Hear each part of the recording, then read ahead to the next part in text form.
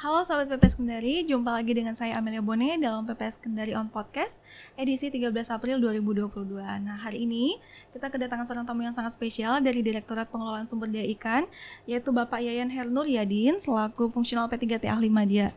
Selamat datang di PPS Kendari, Pak. Apa kabar, Pak? Sehat? Alhamdulillah sehat, Mbak Amel. Terima kasih ya Pak sudah bersedia meluangkan waktu bersama kami untuk mengobrol sedikit di PPS Kendari On Podcast. Kita akan bahas hal yang menarik nih Pak, salah satunya itu tentang tuna. Terkait dengan pengolahan tuna sendiri, kan di WPP 714 itu terkenal dengan potensi sumber dayanya itu banyak yang tuna ya Pak. Kemudian apa sih Pak kira-kira kebijakan terkait dengan pengelolaan tuna itu sendiri? Ya, makasih Mbak Amel.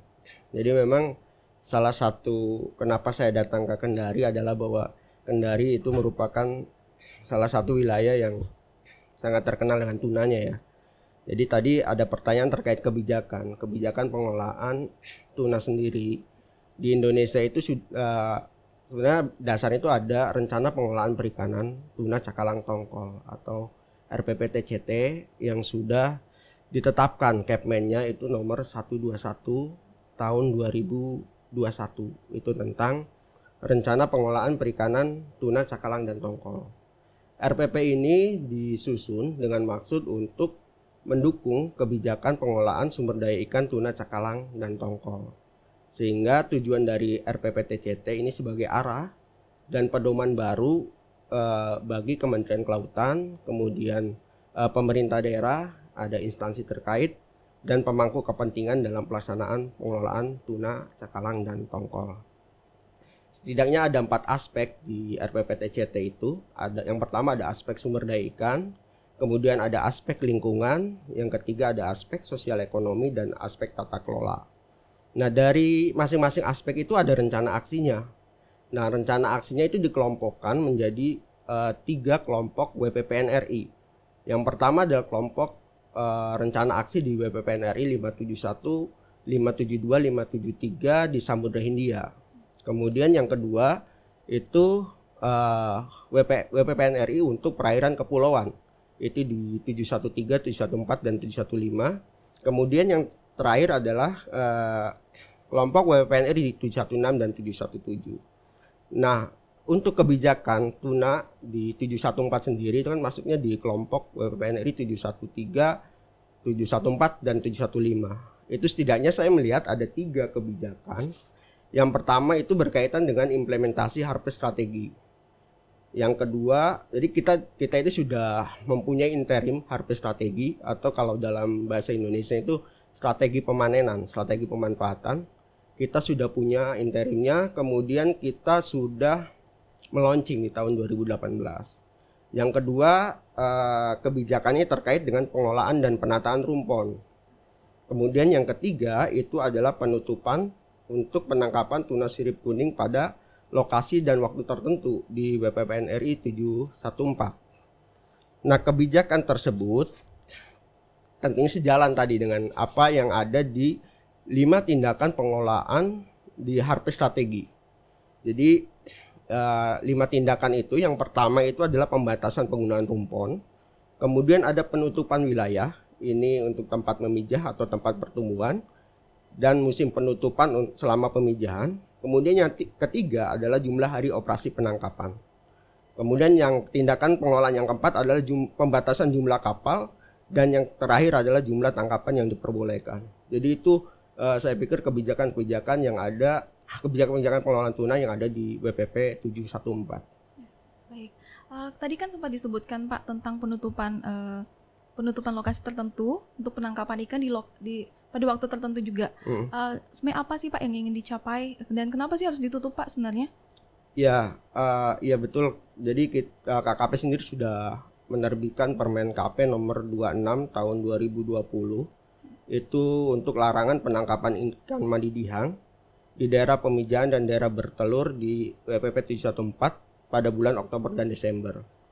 Ya tentunya ini memiliki tujuan ya. Jadi kalau kita baca di artikel 6.2 CCRF Code of Conduct for Responsible Fisheries atau tata laksana perikanan yang bertanggung jawab, itu bahwa pengelolaan perikanan yang bertanggung jawab itu harus menjamin kualitas, keanekaragaman dan ketersediaan sumber daya ikan dalam jumlah yang cukup untuk generasi saat ini dan generasi yang akan datang.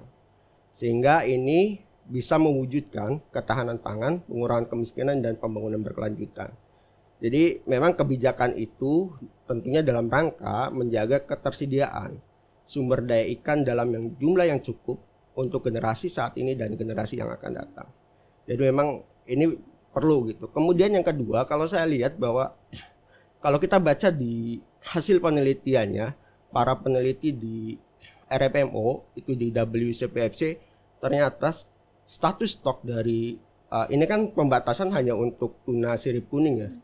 Jadi status stok dari tuna sirip kuning itu sudah mendekati batas dari limit reference point.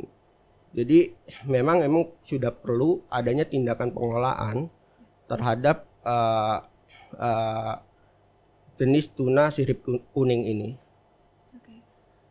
Kemudian kan tadi sempat juga disebutkan juga tuh Pak tentang rumpon ya. Jadi kan di beberapa daerah itu kan rumpon menjadi salah satu alat yang digunakan untuk menangkap tuna. Nah kira-kira apakah ada kebijakan Pak terkait dengan pembatasan jumlah rumpon? Kemudian apakah lokasi penempatannya itu apakah ada aturannya begitu Pak? Jadi memang terkait pengaturan regulasi terhadap rumpon itu setidaknya ada 3 aturan. Yang pertama adalah di Permen KP nomor 18 tahun 2021, yaitu tentang penempatan API dan APBI alat bantu penangkapan ikan di WPPNRI dan laut lepas serta penataan andon penangkapan ikan. Kemudian kita juga ada Permen KP nomor 10 tahun 2021 tentang standar kegiatan usaha dan produk pada penyelenggaraan perizinan berusaha berbasis risiko sektor kelautan dan perikanan. Kemudian yang ketiga, yang terakhir, dan ini baru saja ditetapkan, itu Kepmen 07 tahun 2002 tentang alokasi rumpon pada jalur penangkapan ikan 3 ini di atas 12 mil di wilayah BPPNRI. Jadi di dalam aturan nomor 18 tahun 2021 dan Permen KP 10 tahun 2021 ini jenis alat tangkap rumpon itu sudah ditetapkan. Jadi alat-alat tangkap yang boleh menggunakan rumpon itu ada 7. Yang pertama adalah pukat cincin pelagis kecil dengan 1 kapal, kemudian pukat cincin pelagis besar dengan 1 kapal, kemudian ada pancing ulur tuna, pancing berjoran, UHT, dan UHT mekanis. Nah dalam permen tersebut juga diatur batas jumlah rumpon yang harus dimiliki oleh kapal. Jadi untuk kapal-kapal yang bukan nelayan kecil itu diperbolehkan maksimal memiliki 3 unit rumpon. Sedangkan untuk nelayan kecil itu maksimal 5 unit rumpon yang dapat dimanfaatkan minimal 10 kapal penangkap ikan. Lalu di Kepmen 0702 itu kan tadi diatur ditanyakan terkait lokasi penempatan. Itu diatur posisi rumpon dan jumlahnya di masing-masing WPPNRI. Jadi ketika pelaku usaha mengajukan izin penempatan rumpon, dia akan memilih di lokasi mana yang sudah ada di Kepmen KP tersebut. Kemudian berapa jumlahnya. Namun ketika jumlahnya sudah habis berarti sudah tidak bisa memiliki izin rumpon itu. Mungkin itu. Kemudian kita bahas soal organisasi pengelolaan perikanan tuna ya Pak. Kan salah satu organisasinya itu adalah RFMO. Nah sebenarnya tujuan RFMO itu apa, dan kemudian kan Indonesia bergabung tuh Pak di organisasi ini. Kenapa sih Indonesia bergabung? Kenapa Indonesia harus bergabung, dan kemudian apa sih sebenarnya manfaat yang dirasakan Indonesia dengan bergabung di organisasi ini? Ya baik Mbak Amel, jadi RFMO itu dibentuk sebagai pelaksanaan dari UNCLOS yang sudah diratifikasi oleh Indonesia. Jadi ini merupakan organisasi internasional yang dibentuk oleh negara-negara dengan kepentingan penangkapan ikan di suatu wilayah. Jadi dari beberapa negara itu biasanya mereka bisa mengelola jenis stok dalam satu wilayah tertentu, atau dia bisa juga mengelola salah satu jenis ikan yang berwilayah atau berpindah dari perairan suatu negara ke negara lain. Nah, oleh karena itu tentunya tujuan dibentuknya RFMO adalah dalam rangka menjaga keberlanjutan sumber daya ikan yang dimanfaatkan secara regional dengan mengadopsi tindakan manajemen yang disepakati negara-negara anggota. Jadi itu tujuannya tentunya dalam menjaga keberlanjutan sumber daya ikan yang dimanfaatkan secara regional. Lalu apa manfaat Indonesia menjadi anggota di RFMO itu? Jadi kalau kita ketahui bahwa sampai saat ini Indonesia telah menjadi anggota di 3 RFMO. Yang pertama itu di IOTC, di Indian Ocean Tuna Commission, itu konvensi wilayah areanya di Samudra Hindia. Itu kita menjadi anggota pada tahun 2007. Kemudian yang kedua kita menjadi anggota di CCSBT, itu komisi yang khusus mengelola tuna sirip biru selatan atau Southern Bluefin Tuna. Itu kita menjadi anggota pada tahun 2008. Dan yang terakhir kita menjadi anggota di Samudra Pasifik di WCPFC itu pada tahun 2013. Namun kita juga ada satu menjadi cooperating non-member atau negara non anggota yang bekerja sama di sana di Atlantik, di ITTC. Nah, tentunya manfaat Indonesia mengikuti RFMO yang pertama adalah untuk mendapatkan alokasi sumber daya ikan. Jadi selama ini bahwa Indonesia sendiri sudah mendapatkan sebagai contoh alokasi atau kuota sumber daya ikan di organisasi CCSBT. Jadi sampai tahun ini Indonesia sudah mendapatkan kuota 1.123 ton per tahun. Terus yang kedua, manfaatnya tentunya kapal-kapal kita itu punya peluang untuk memanfaatkan perairan laut lepas. Jadi kapal-kapal kita bisa secara legal untuk dapat memanfaatkan atau menangkap ikan di laut lepas. Tentunya ketika kapal-kapal kita menangkap ikan di laut lepas, tentunya produk-produk kita akan diterima di pasar. Karena biasanya pasar-pasar tuna itu akan melihat apakah produk-produk yang ditangkap atau yang dijual kepada mereka itu berasal dari produk-produk legal. Kemudian yang keempat, tentunya sebagai negara berkembang kita mendapatkan benefit untuk mendapatkan bantuan teknis, bantuan keuangan bantuan keuangan untuk kegiatan-kegiatan penelitian misalnya itu dari RFMO itu sendiri. Kemudian yang selanjutnya adalah memperkuat posisi Indonesia dalam forum organisasi internasional. Sebagai contoh, misalkan pada waktu kita pertama kali masuk menjadi anggota CCSBT itu kita hanya mendapatkan 750 ton. Namun karena kita menjadi anggota, kita terus berjuang sehingga terakhir di tahun 2020 kemarin delegasi Indonesia berjuang mendapatkan kuota menjadi 1.123 ton per tahun untuk SBT Southern Bluefin Tuna.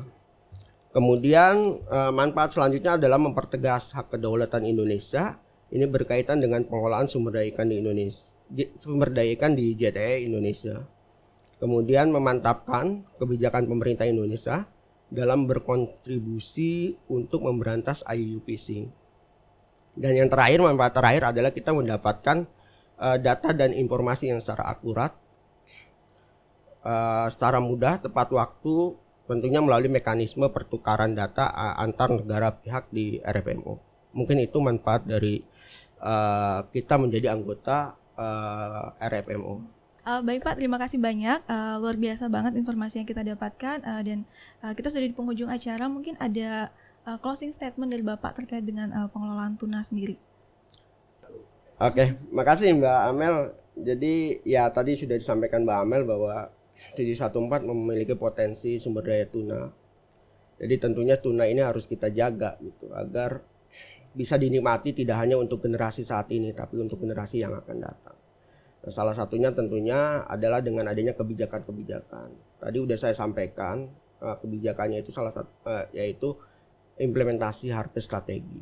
Ini dengan kita melakukan 5 tindakan pengelolaan tadi yang saya sebutkan, diharapkan stok tuna yang ada di 714 ini bisa terus berlanjut dan juga bisa memberikan manfaat sebesar-besarnya bagi masyarakat yang memanfaatkan sumber daya tuna di WPPNRI 714. Terima kasih. Baik, terima kasih banyak Pak. Sekali lagi kami ucapkan terima kasih karena sudah bersedia hadir untuk berbincang bersama kami di PPS Kendari on Podcast.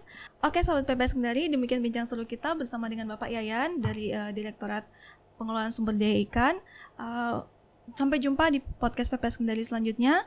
Jangan lupa untuk pantau terus informasi seputar PPS Kendari di YouTube channel Humas PPS Kendari. PPS Kendari luar biasa, selesai.